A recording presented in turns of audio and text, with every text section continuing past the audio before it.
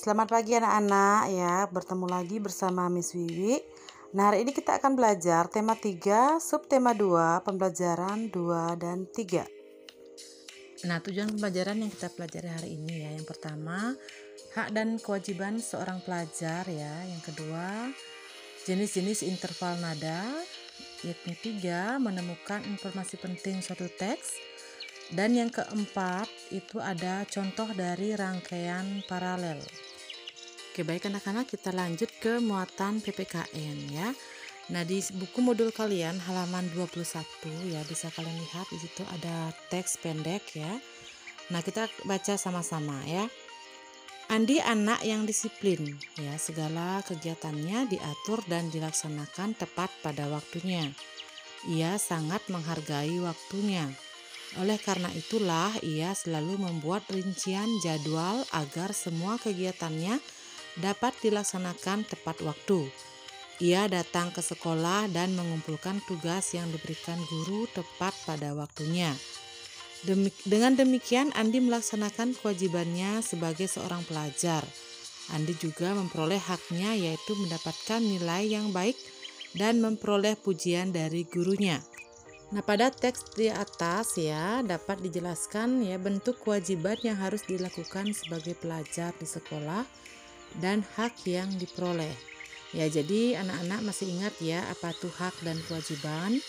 Ya, hak itu adalah segala sesuatu yang kita terima ya, dan kewajiban itu adalah segala sesuatu yang kita harus lakukan atau laksanakan dengan penuh tanggung jawab. Nah, kita akan lihat ya secara umum kewajiban dan hak dan kewajiban seorang siswa di sekolah ya. Yang pertama itu ada kewajiban siswa di sekolah ya, mengikuti seluruh kegiatan sekolah sesuai dengan ketentuan yang berlaku. Kemudian meninggalkan lingkungan sekolah segera setelah kegiatan diikutinya berakhir. Kemudian yang ketiga itu mewujudkan dan memelihara ketertiban, keamanan, keindahan, kekeluargaan, dan kerindangan.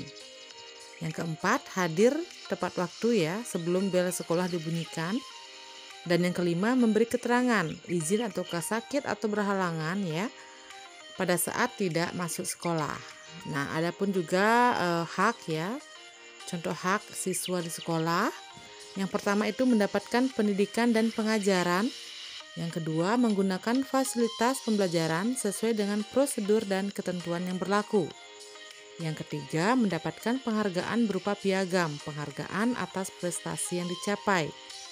Yang keempat, mendapatkan porsi pengembangan sesuai potensi yang dimiliki. Dan yang kelima, memperoleh bimbingan dan konsultasi secara optimal dalam mengatasi berbagai masalah yang dihadapinya. Nah, baik anak-anak, kita akan lanjut ke muatan SBDP. Ya, masih ingatkah ya kalian tentang interval nada? Nah, video sebelumnya ya sudah memberikan pengertian dari interval nada ya. Nah, interval nada itu adalah jarak antara nada satu ke nada yang lain. Nah, hal yang mendasar dari semua interval itu adalah oktav. Nah, oktav itu adalah jarak antara nada pertama dan terakhir ya dalam sebuah tangga nada.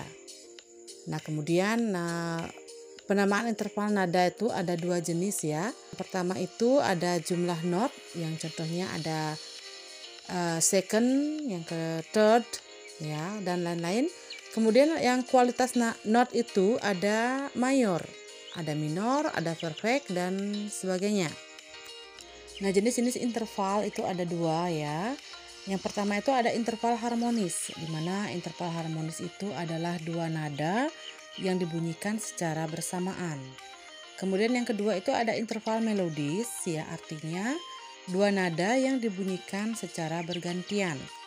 Nah, sebagai latihan di rumah ya, di buku modul kalian itu halaman 23 ada lagu Tokecang ya. Kalian bisa nyanyikan di rumah dengan iringan alat musik yang sesuai ya. Nah, perhatikan interval lagu dan interval nadanya ya. Nah, kalian bisa latihan di rumah ya. Bagi anak-anak yang sudah mempunyai alat musik ya, silahkan belajar dengan menggunakan interval lagu dan interval nada. Oke, baik anak-anak, kita lanjut ke muatan bahasa Indonesia ya. Nah, di buku kalian ya halaman 23 ya sudah ada teks yang berjudul Sejarah Penemuan Lampu Lalu Lintas. Nah, kalian itu harus bisa membaca dari seluruh teks ya, yang terdiri dari 3 paragraf. Nah, ini Miss contohkan ya, 1 paragraf ya, kita bisa baca sama-sama ya. Lampu lalu lintas memiliki sejarah penemuan yang diawali oleh Lester Farnsworth Wire. Nah, Lester Farnsworth Wire ini mencoba untuk dapat memberikan kenyamanan dan keamanan bagi pengguna jalan. Pada tahun 1868, lampu lalu lintas pertama kalinya dipublikasikan. Lalu lintas terpasang pertama kalinya karena pada waktu itu sudah banyak kendaraan motor yang melintas serta ada 2 warna, yaitu hijau dan merah. Nah, pada muatan bahasa Indonesia ya kali ini kalian disuruh mencari informasi penting ya, informasi penting dari teks yang berjudul Sejarah Penemuan Lampu Lalu Lintas. Nah, kita tadi sudah baca bersama-sama ya paragraf 1 dari 3 paragraf yang ada di teks Sejarah Penemuan Lampu Lalu Lintas. Nah, kita akan mencari informasi pentingnya, paragraf 1 ya. Nah, pada paragraf 1 ya di situ kalian bisa lihat ya. Informasi pentingnya kita bisa ambil di kalimat utama ya. Nah, anak-anak bisa baca ya kalimat utama dari paragraf tersebut. Lampu lalu lintas memiliki sejarah penemuan yang diawali oleh Lester Farnsworth Wire. Nah, itu kalimat utama dari paragraf pertama. Jadi informasi pentingnya itu ya terdapat di kalimat utama ya, yaitu penemu lampu lalu lintas adalah Lester Farnsworth Wire. Nah, itu merupakan informasi penting ya dari paragraf 1. Nah, untuk 2 paragraf lainnya ya, silakan kalian mencari informasi pentingnya, kemudian tulis di buku tulis kalian atau boleh di buku modul saja, silahkan ya. Nah, untuk bahasa Indonesia ya kita hanya belajar tentang mencari informasi penting ya, informasi apa yang kalian anggap penting ya, bisa kalian masukkan dalam informasi penting. Oke, baik anak-anak, kita lanjut ke muatan IPA ya. Nah, pada pertemuan sebelumnya ya kita sudah mempelajari rangkaian seri ya, rangkaian paralel ya. Nah, hari ini ya kita akan belajar ya memahami contoh rangkaian paralel. Ya, salah satu contoh rangkaian paralel itu adalah lampu lalu lintas. Nah, lampu lalu lintas ini ya menandakan saat kendaraan tuh harus berjalan dan berhenti secara bergantian dari berbagai arah ya. Nah, apa tujuannya dibuatkan lampu lalu lintas? Nah, tujuannya tidak lain yaitu lampu lalu lintas itu untuk menghindari hambatan karena adanya perbedaan arus jalan bagi pergerakan kendaraan ya.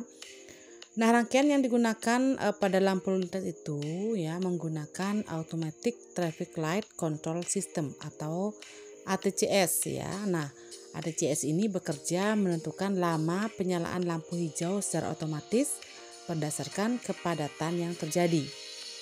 Nah, sistem ini mengontrol lampu lalu lintas otomatis dengan menggunakan kamera berbasis controller. Nah, kamera tersebut digunakan untuk mengamati kepadatan kendaraan pada suatu persimpangan. Baik anak-anak ya, untuk pembelajaran kali ini kita cukupkan dulu sampai di sini.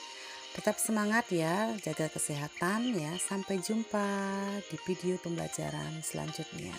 Dadah.